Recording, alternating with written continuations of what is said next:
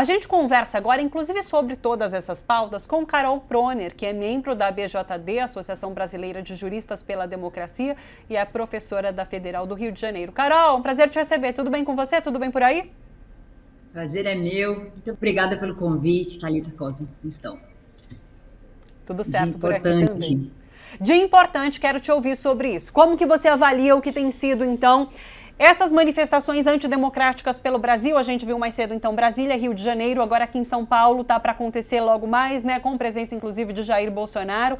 Pautas antidemocráticas sendo defendidas, eu citei agora a intervenção militar, essa destituição e prisão de membros do Supremo Tribunal Federal, inclusive na fala hoje cedo de Bolsonaro, ele falou, né, que tem gente que não joga nas quatro linhas da Constituição e fez, sem citar nominalmente Alexandre de Moraes e Luiz Barroso, ele faz esse ataque aos ministros mais uma vez, né? Como que você avalia o que tem sido esses atos, Carol?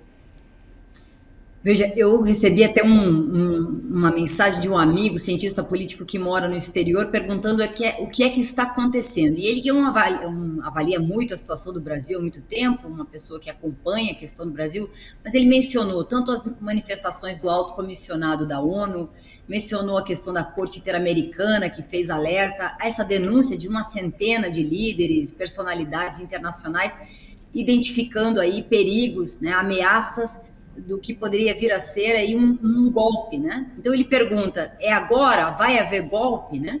Como responder isso? Na verdade, não é simples explicar o que está acontecendo no Brasil. Talvez até, apesar do fracasso das manifestações em Brasília, considerando a perspectiva bolsonarista e aquilo que o presidente esperava, né? Na verdade, um golpe, assim, no sentido clássico, por que isso aconteceria se eles estão no poder? Isso é muito difícil de explicar. Por que haveria uma ruptura se eles próprios estão, né, ocupando tanto a presidência da República como tem o controle de tanta, né, do próprio governo?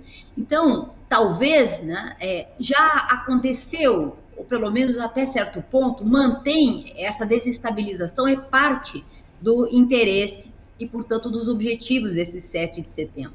A ideia não era uma questão efetivamente disruptiva ou de ruptura efetivamente, mas sim de manter essa ansiedade e essa tensão que, de certa forma, não ajuda na mobilização democrática. Eu acho que essa é a principal lição que nós temos que tomar no dia de hoje, né? Para explicar desde quando vem essa desestabilização, nós teremos que voltar até, quem sabe, até 2013. Se a gente pensar na história do país, essa desestabilização, que não deixa de ser um novo tipo de golpe, né, não tradicional, acontece desde 2013, desde essas manifestações que são até certo ponto inexplicáveis, né?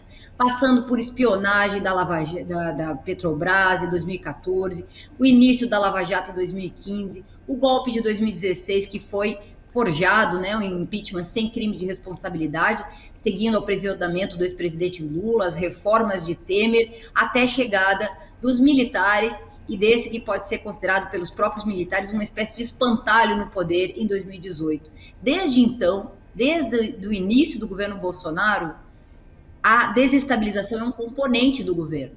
E cada vez eles renovam a questão do componente da desestabilização. Quer dizer, se não aconteceu uma eventual ruptura hoje na invasão da sede do Supremo Tribunal Federal, quem sabe, segundo eles, o Conselho da República amanhã possa produzir a decretação do estado de sítio, ou se não for o Conselho da República, quem sabe 15 de novembro nós possamos ter novas manifestações de rua. Então, essa tentativa de transmitir essa ansiedade, né, essa possibilidade, esse adiamento da possibilidade de ruptura é parte da estratégia bolsonarista para se manter no poder, por um lado, mas também essa desestabilização aproveita outras pessoas, outros setores. Nós temos que ficar atentos. E os verdadeiros democratas têm que ir sim às ruas, não podem se intimidar.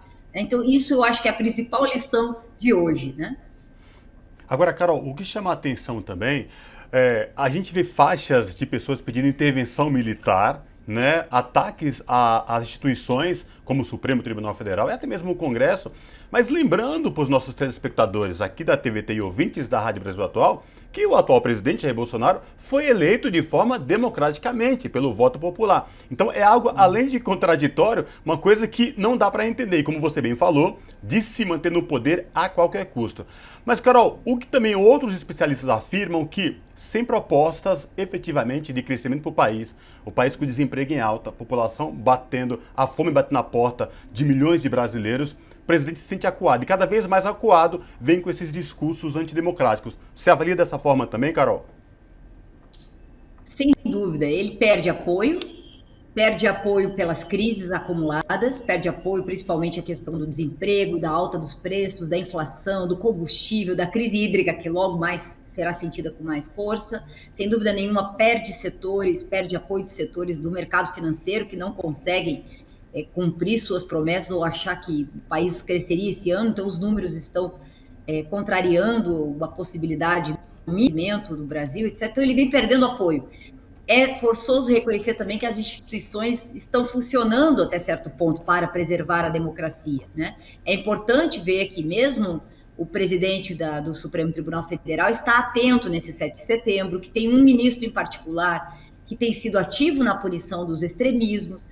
É preciso entender também, perceber também que as instituições, até certo ponto, o próprio Legislativo acabou de aprovar, acabou de aprovar, tanto na Câmara quanto no Senado, e depois sancionada pelo presidente, uma lei, a Lei de Defesa do Estado Democrático de Direito, que poderia ser usada para conter os abusos do próprio presidente. Quer dizer, o Legislativo até certo ponto atua também, né? Ao mesmo tempo, é forçoso reconhecer que as instituições não funcionam em alguns aspectos. Nós temos aí indesculpável omissão do presidente da Câmara ao não dar andamento a mais de uma centena de pedidos de impeachment. Agora a gente vê aí no dia de hoje os partidos se reunindo para ver se é o momento de encaminhar a questão do impeachment. A outra questão que é indesculpável também, né? Já chamamos o Procurador-Geral da República de instaurador-geral de procedimentos da República, porque instaura os procedimentos, mas não leva adiante, né? Os procedimentos que acabam fadados ao arquivamento. E Bolsonaro segue blindado tanto do cometimento de crimes comuns quanto de crimes políticos, né, e segue dobrando a aposta. Então, de certa forma, nós temos que nos perguntar a respeito da nossa própria responsabilidade, quer dizer, os poderes têm que perguntar até que ponto são responsáveis pelo deixar passar, né? O presidente continua passando, continua dobrando a aposta, continua cometendo abusos. Só hoje, quantos crimes ele cometeu? Ao desafiar o presidente da Suprema Corte a agir contra os próprios ministros, ao ameaçar em rede nacional a demissão dos integrantes do Supremo, ao usar aviões da presidência para participar de atos antidemocráticos na Avenida Paulista, ao desautorizar, né, em alta voz a autoridade da mais alta instância do Poder Judiciário. É um caminhão de crimes, ele que gosta tanto de caminhões, né? É um caminhão de crimes só no dia de hoje, né? E, por outro lado, eu acho que tem um silêncio importante aí. Onde estão os militares de alta patente nessa hora, né? Vocês sabem que o vice-presidente está na Amazônia e não se compromete com nada que tenha acontecido. Então, tem um assunto aí meio silenciado, interditado, né? E esse capitão Bolsonaro, que pode ser considerado, como tem sido dito por alguns militares que conversam sobre esse assunto, um espantalho, né? Ele atrai e desvia as atenções para problemas importantes, né? Enquanto isso, a alta cúpula dos militares que esteve presente durante o impeachment de 2016 continua presente no atual momento, em silêncio, observando, e nós podemos imaginar que eles querem estar presentes na transição das eleições de 2022. Então, é um momento importante, nós temos que prestar atenção nesse critério estratégico de desestabilização, programático de desestabilização. Acho que tem algo aí que nós devemos prestar atenção. Nós sabemos que hoje foi detido no aeroporto de Brasília um empresário ligado ao governo Trump, que esteve ligado às redes trumpistas, né?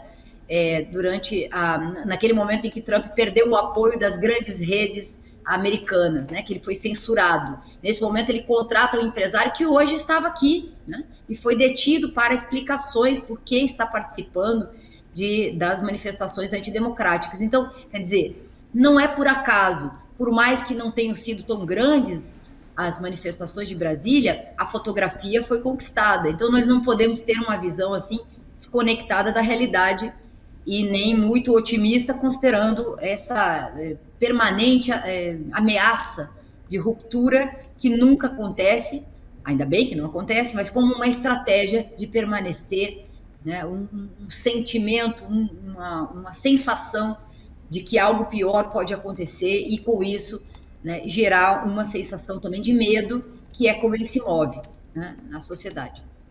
Essa fotografia, inclusive, ele vem chamando muito, né? Ele quer essa fotografia, ele quer essa imagem de apoio, mas essa fotografia não vai ser responsável por mobilizar o Congresso, por exemplo, para que passe as pautas que ele quer passar. Então, essa fotografia, no dia seguinte, amanhã, no dia 8, não vai fazer grande coisa pelo governo Bolsonaro. Aliás, essas pessoas que se reúnem aqui representam esses 25% que apoiam Jair Bolsonaro. Mas lembrando que há uma taxa gigantesca de insatisfação em relação ao governo. Isso as pesquisas vêm trazendo, né?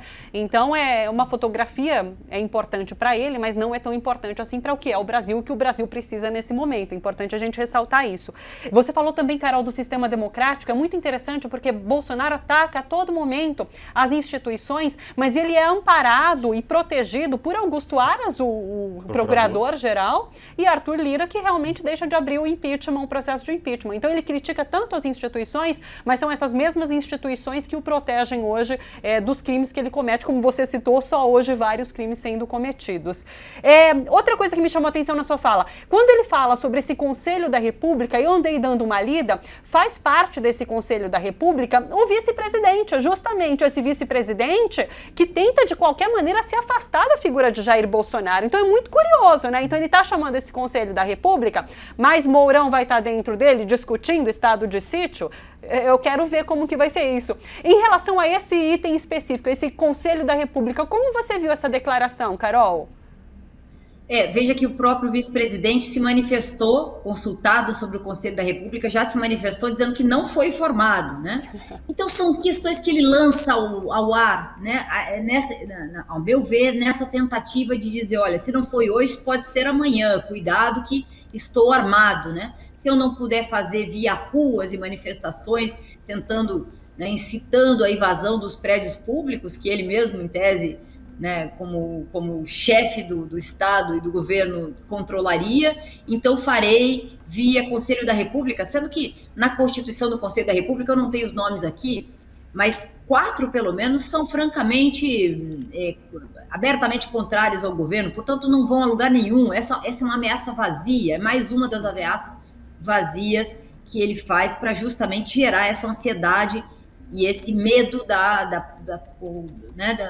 essa possibilidade de ruptura real. É importante ver que os militares de alta patente e o próprio vice-presidente estão se preservando desses arroubos autoritários. Isso demonstra que aí, no próximo ano, eles tentarão também criar distância para eventualmente, efetivamente, criar uma distinção. Nós somos diferentes. Existem generais que têm falado contra Bolsonaro, tentando dar uma imagem aí, né, de seriedade, de tranquilidade, de serenidade, etc. E muita gente defendendo esse diálogo com os militares. A verdade é que nós já tivemos um governo militar mais ou menos moderado, alguns militares na condução da ditadura militar tentavam passar essa imagem, né, de seriedade, de serenidade, mas no fundo nós sabemos o que foi a ditadura. Então, essa tentativa também de preservar a transição militar é algo que está presente nos nossos dias.